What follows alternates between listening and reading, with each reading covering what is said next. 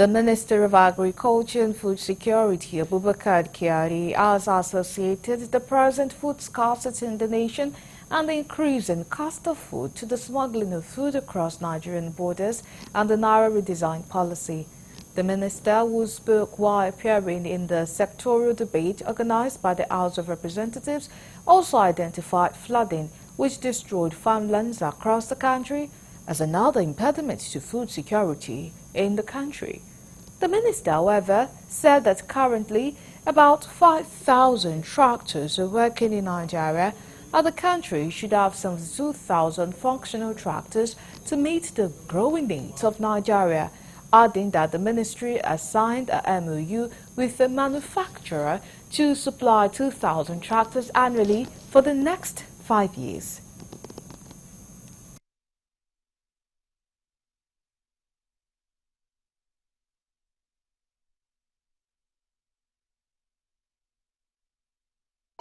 In the seizure of over 120 trucks across different border stations and border areas in the country. So, because we are in a state of emergency, we have received the directive to implement some kind of restrictions on the exports of critical food items, particularly grains.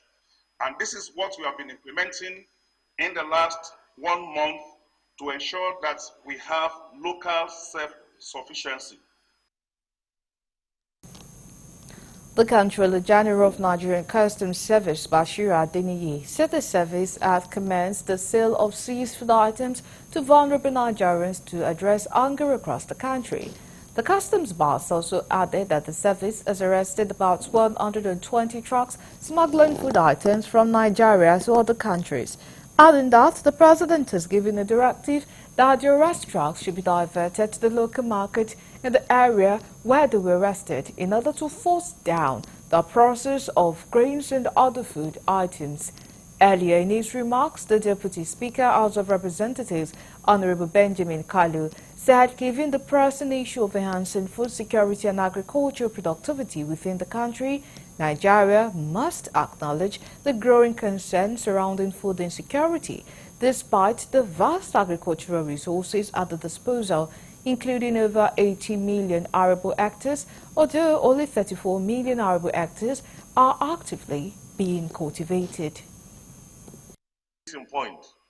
COVID in 2020 had a great impact worldwide, not only to Nigeria, worldwide in terms of food production and food supply. And shortly thereafter in 2021 and 2022, for those of us from the middle area of Nigeria and even in the northwest, we noticed a considerable rise in flooding activities around the riverbanks that has caused a lot of damage to our food production. Given the pressing issue of enhancing food security and agricultural productivity within our beloved nation, Nigeria, we must acknowledge the growing concern surrounding food insecurity despite the vast agricultural resources at our disposal, including over 80 million arable hectares, although only 34 million arable hectares are actively being cultivated.